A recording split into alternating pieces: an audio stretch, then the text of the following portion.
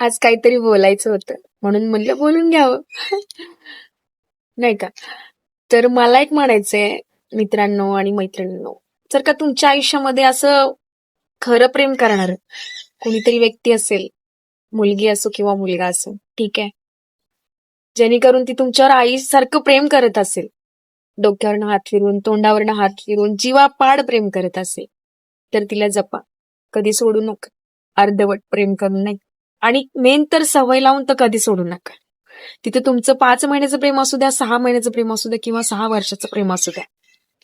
तुम्हाला माहितीये, एखादी व्यक्ती तुमच्यावर म्हणजे हक्क दाखवत असेल, संशय खात असेल, जीवापाड प्रेम करत असेल, छोट्या छोट्या गोष्टींवर रागवत असेल, नाही का, चिडचिड करत असेल किंवा रडत असेल, प्रत्येक गोष्टीचा हट्ट करत असेल तुमच्यावरती, तर ही व्यक्ती तुमच्या आयुष्यामध्ये खूप भाग्यशाली आहे.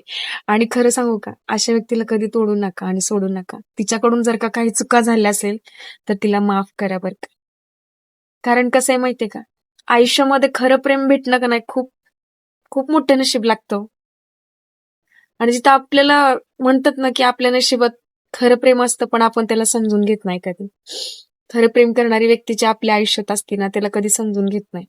आणि जे मुक्कार आपल्या आयुष्यामध्ये येतात, नाही का, टाइमपास करून जातात, त्याला आपण खरं प्रेम करायला लागतो, खरं प्रेम समजायला लागतो. खरं आहे की नाही? त्यामुळं आपल्या जीवनामध्ये जी व्यक्ती आहे ना तिला माफ करायला शिका, तिला एक्सेप्ट करायला शिका, कारण तिला अर्धवट नका सोडू.